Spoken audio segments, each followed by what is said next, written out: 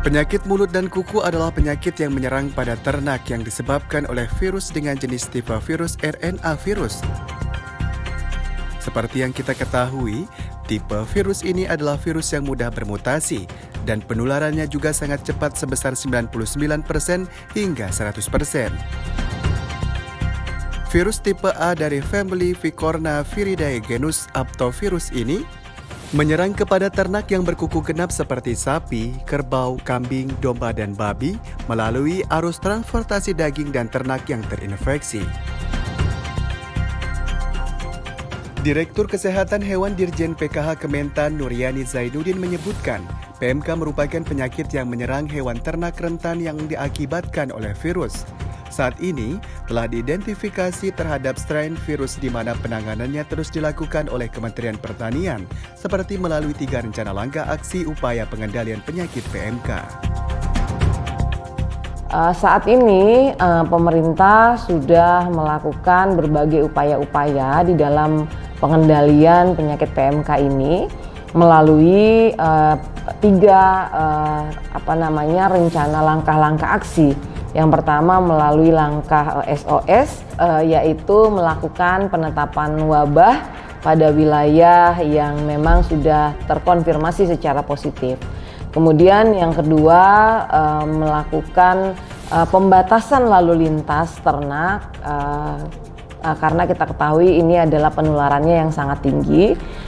Selain itu juga kita melakukan pengobatan suportif, jadi penyakit PMK ini tidak ada obatnya karena disebabkan oleh virus, sehingga salah satu upaya yang bisa kita lakukan adalah dengan pengobatan suportif, ya, pemberian antipiretik jika demam atau pemberian analgesik, pengobatan untuk luka-luka lokal, dan juga pemberian vitamin-vitamin kepada ternak-ternak yang sakit.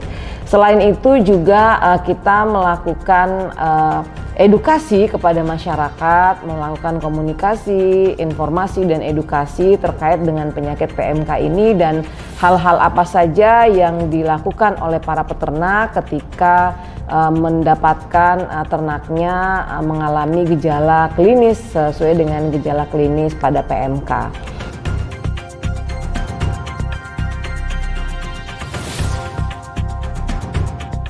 Nuryani Zainuddin juga mengatakan jika menemukan gejala PMK, maka dapat dilakukan beberapa upaya pertama seperti berikut.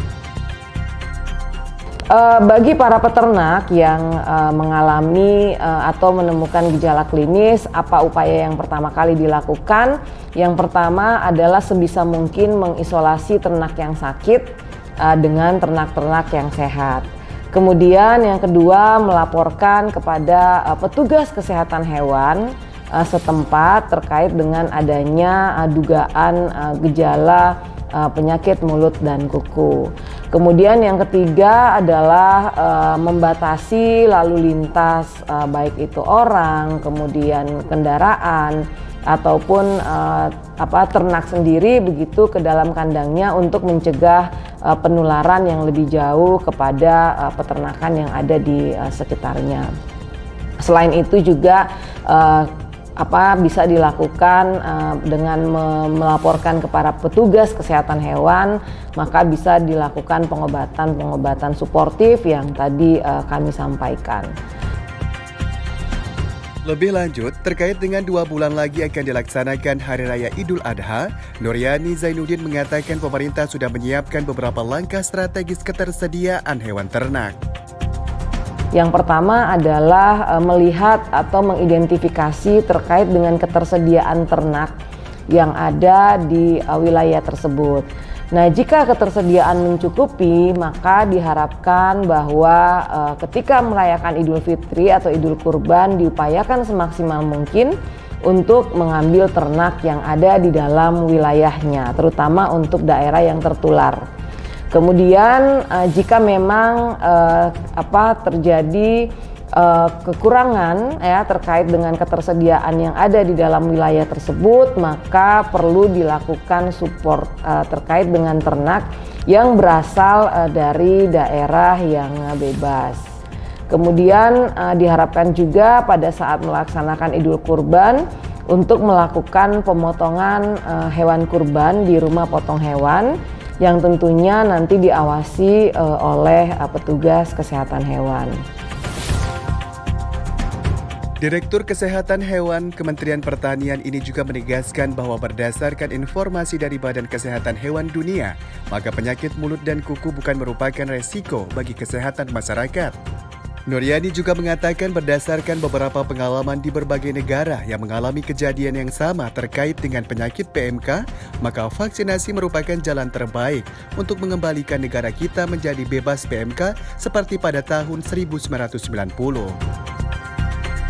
Yang paling penting adalah masyarakat tidak boleh panik, ya, tidak boleh resah terkait dengan kejadian penyakit mulut dan kuku. Tentunya kami di Kementerian Pertanian sedang berusaha mengambil langkah-langkah yang kami sampaikan tadi. Dalam waktu dekat juga kami akan melakukan atau mendatangkan vaksin untuk vaksinasi darurat dan membuat vaksin di Pusat Veteriner Farma untuk dilaksanakan vaksinasi massal. Dari Jakarta, Adi Wiranata, Windu Wijaksono, Tim TV Tani mengabarkan.